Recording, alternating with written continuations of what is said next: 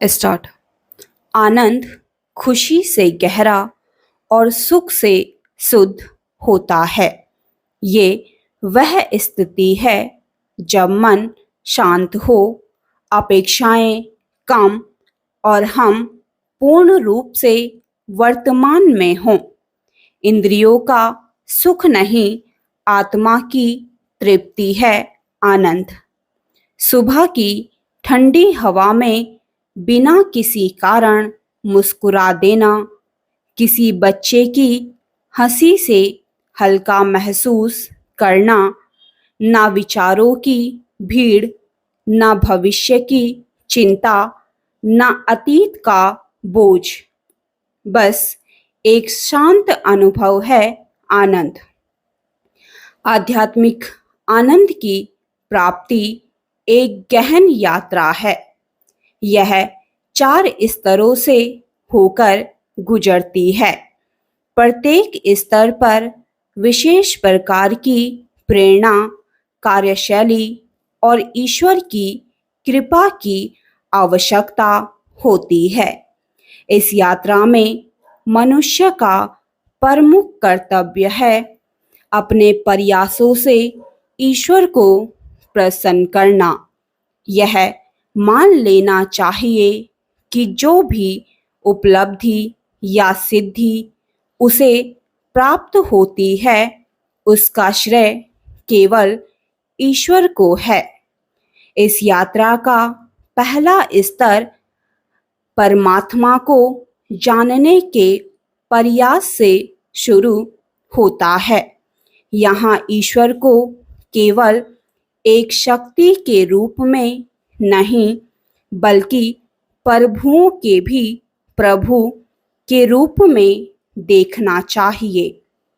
इस अवस्था में साधक को अपने सभी प्रयासों के साथ अधिक से अधिक लोगों को आध्यात्मिक पथ की ओर प्रेरित करना होता है। यानी वह अपने अनुभव और ज्ञान दूसरों से बांटे और उन्हें भी ईश्वर की ओर अग्रसर करे। दूसरे स्तर पर साधना की चुनौतियां बढ़ जाती हैं। अब बाधाएं केवल मानवीय वृत्तियों से नहीं आती, बल्कि सूक्ष्म शक्तियां भी परीक्षा लेती हैं। इस स्तर पर इस सच्चाई को महसूस करना होता है कि मेरा प्रत्येक अणु, परमाणु, मेरा अस्तित्व उसी परम सत्ता का अंश है। जब यह अनुभूति भीतर से जागती है, तब विनम्रता और समर्पण का भाव स्वाभाविक रूप से उत्पन्न होता है।